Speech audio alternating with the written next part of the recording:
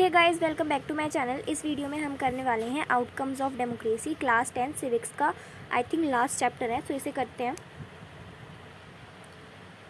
जो इसमें सबसे पहला टॉपिक है वो ये है वाई डेमोक्रेसी कंसिडर्ड बेटर, यानी कि डेमोक्रेसी को सबसे बेहतर सबसे सही क्यों माना जाता है। सो इसमें फर्स्ट पॉइंट है it promotes equality among citizen, यानी कि डेमोक्रेसी के तहत हर एक पर्सन इक्वल है, ना कोई गोरा ना कोई काला। It recognise and enhances the dignity of individual, यानी कि ये हर एक इंसान की जो इज्जत होती है समाज में उसको बढ़ाता है। इट इम्प्रूव डिसीजन मेकिंग, यानी कि जो डिसीजन मेकिंग होती है किसी भी उसमें कोई लॉ बनाना हो इसको ये इम्प्रूव करता है, डेमोक्रेसी से ये इम्प्रूव होती है।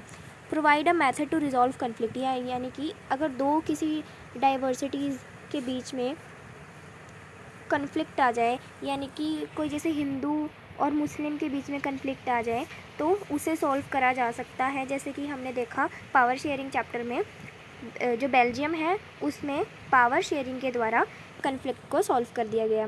Allows room to correct mistakes, यानी कि आपको मौका दिया जाता है कि अगर आपने कोई गलती करी हो तो आप उसे सुधार लो। सो हेडिंग ऊपर नहीं आ रही है तो मैंने यहीं पर लिख दी फीचर्स ऑफ डेमोक्रेसी। सो ये कुछ सिमिलर ही होंगे फर्स्ट वाली हेडिंग से, ठीक है। सो सबसे पहले हैव फॉर्मल कॉन्स्टिट्यूशन, यानी कि डेमोक्रेसी में एक फॉर्मल कॉन्स्टिट्यूशन होता है जैसे कि हमारे इंडिया का है। होल्ड इलेक्शन, यानी कि हर एक 5 साल में इलेक्शंस होते हैं regularly.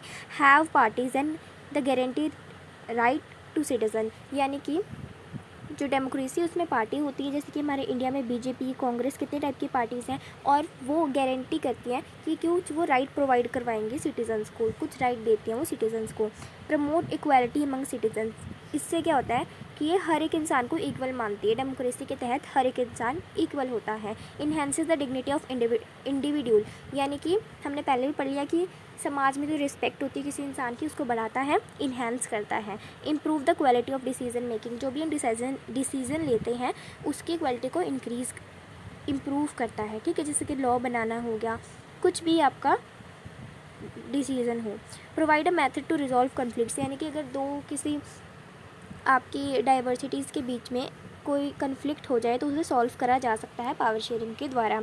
Allows room to correct mistakes, यानी कि ये आपको मौका देता है कि अगर आपने कोई गलती की हो तो आप उसे सुधार लो, कोई मौका देता है, ठीक है। Reasons of democratic government is certainly better and alternative, इसको हम दो तरीके से देखेंगे, डेमोक्रेटिक और नॉन डेमोक्रेटिक। सो सबसे पहले democratic, right to choose their leaders and people have control of rulers, यानी कि इसमें देखो जो भी हम इंसान होते हैं, हमें मान लो हम जो सिटीजन्स हैं हमें ये अधिकार है कि हम अपने लीडर को चूज़ करें, किसके, इलेक्शंस के द्वारा, ठीक है। और हमें ये भी अधिकार होता है कि हम अपने रूलर को चेंज भी कर सकें, यानी कि हम रूलर को कंट्रोल भी कर सकते हैं। Decision making is based on norms and procedures, यानी कि जो भी डिसीजन होता है कोई भी, अब देखो हमारे इंडिया में भी कोई लॉ बनता है तो कितना टाइम ले लेता है, वो 1-2 साल भी ले लेता है, बहुत साल लग जाते हैं किसी लॉ को बनाने में या फिर कोई चेंज करने में।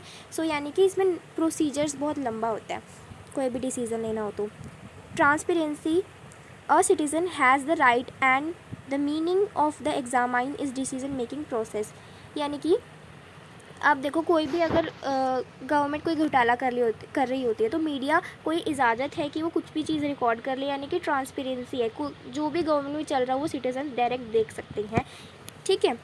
Government is accountable to people and has mechanism to hold government accountability, यानी कि आपने देखा होगा कोई बस सेवाएं होती हैं वो 24 घंटे चालू होती है, ऐसे ही 24 घंटे अकाउंटेबल है, यानी कि आप कभी भी गवर्नमेंट को कांटेक्ट कर सकते हो, ठीक है।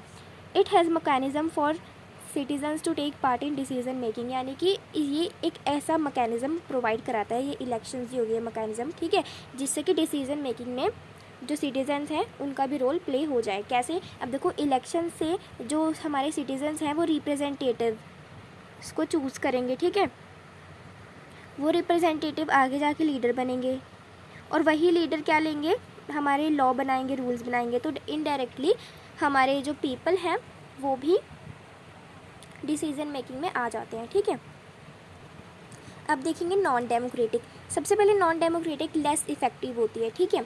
Non democratic ruler not have to bother about people opinion and worry about majority, यानी कि नॉन डेमोक्रेटिक गवर्नमेंट में कुछ नहीं देखा जाता कौन मेजॉरिटी में कौन माइनॉरिटी में, ना तो नॉन डेमोक्रेटिक गवर्नमेंट में, जब देखो राजा रानी वाले सिस्टम में भी कोई चिंता नहीं होती डेमोक्रेटिक रूलर को कि हमें पीपल को ओपिनियन लेना चाहिए नहीं लेना चाहिए, वो सिर्फ अपनी मनमानी करते हैं, ठीक है।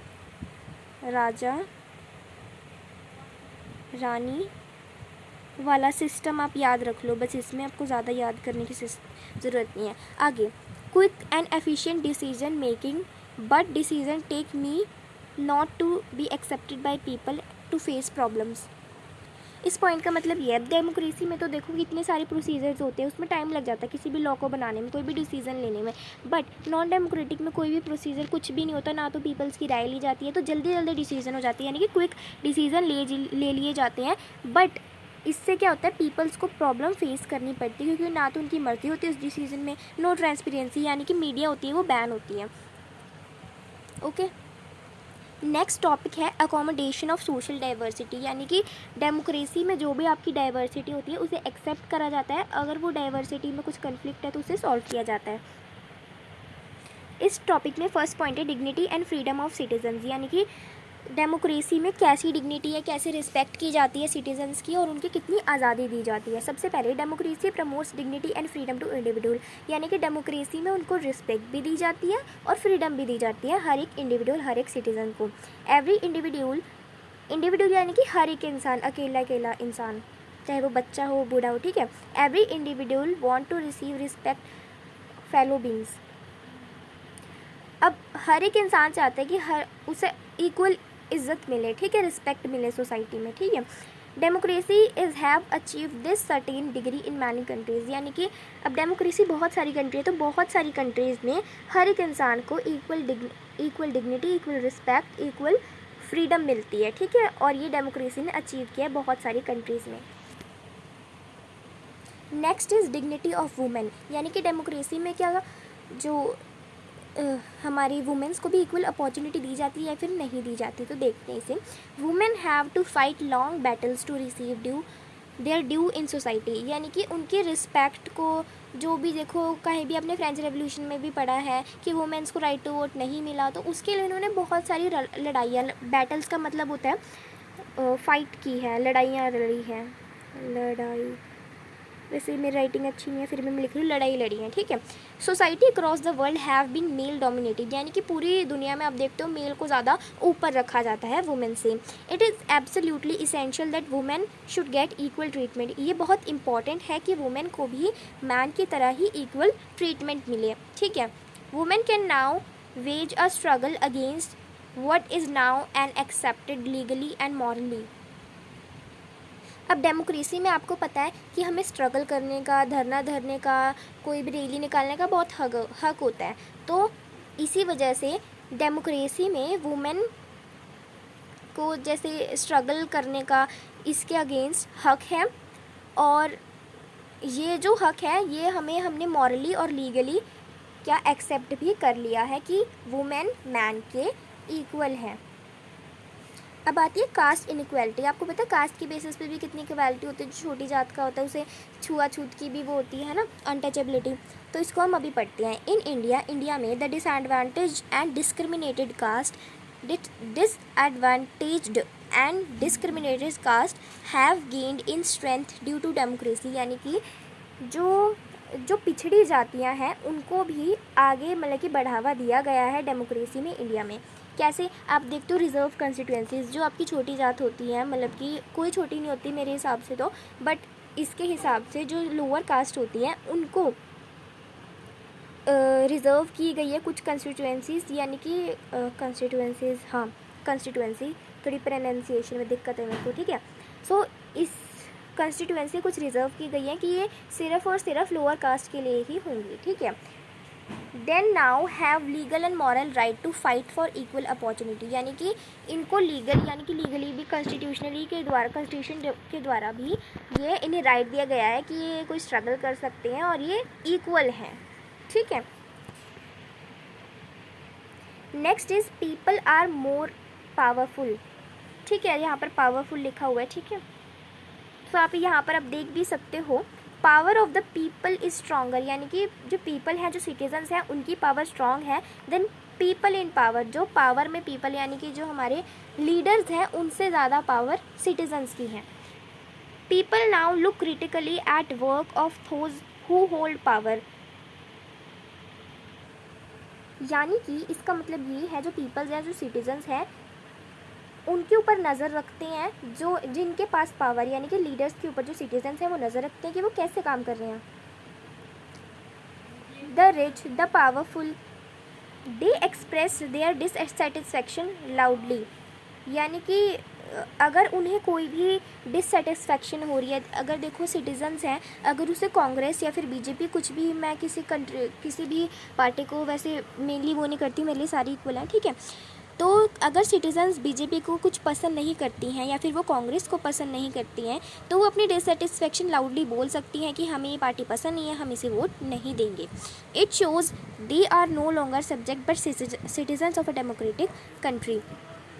ठीक है, तो इसमें सिर्फ ये आपको बात बता रखी है कि पहले ज़माने में जो राजा था वो पावरफुल हुआ करता था, जो जनता है उसकी बिल्कुल नहीं चलती थी, बट इस ज़माने में जो सिटीजन्स हैं उनकी ज़्यादा चलती है उनसे लीडर्स के आपके मुकाबले। ठीक है, नेक्स्ट इज, अब देखो जो भी आपका टॉपिक है ना 1 2 3 4 उसके आगे लगा दो डेमोक्रेसी।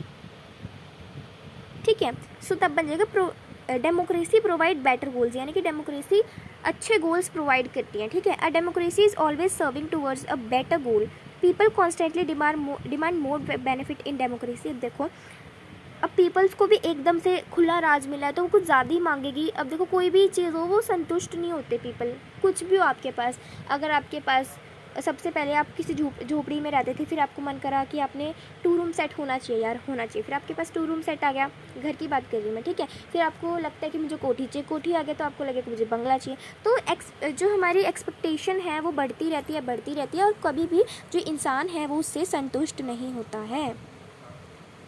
तो यही कह रखे कि डेमोक्रेसी ने हर चीज़ प्रोवाइड करा रखी है, बट अगर कुछ प्रॉब्लम आती है कि पीपल बोलते हैं कि नहीं अच्छी है डेमोक्रेसी, तो उसमें यह है कि वो पीपल संतुष्ट नहीं है।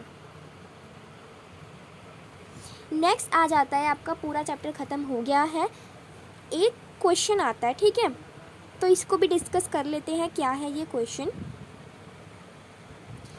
है democracy is better than any other forms of government. ये देखो हमने कितनी बार पढ़ लिया, इसको बस हमने अच्छे से अरेंज करके लिखा है, इसमें आप कैसे लिखना है आपको पेपर में। ठीक है, ये भी मैंने आपको बता दिया। इसमें यही क्वेश्चन आता है बेसिकली 5 मार्क्स का और 3 मार्क्स का। ठीक है, सो डेमोक्रेसी और अदर फॉर्म से बेटर क्यों है, इसके ऊपर give an argument in favour of this. यानी कि अब देखो एक तो अनफेवर होता है, एक फेवर, यानी कि हमें इसके हक में कुछ लिखना है। तो मैं पेन ऑन कर लेती हूँ। ओके, सो सबसे पहले democracy is considered to be best form of the government and mostly the countries in the world have adopted it. यानी कि डेमोक्रेसी को ये माना गया है कि ये सबसे अच्छी फॉर्म ऑफ गवर्नमेंट है और बहुत सारी कंट्री ने एक्सेप्ट भी की है और इस बात को अडॉप्ट भी किया है।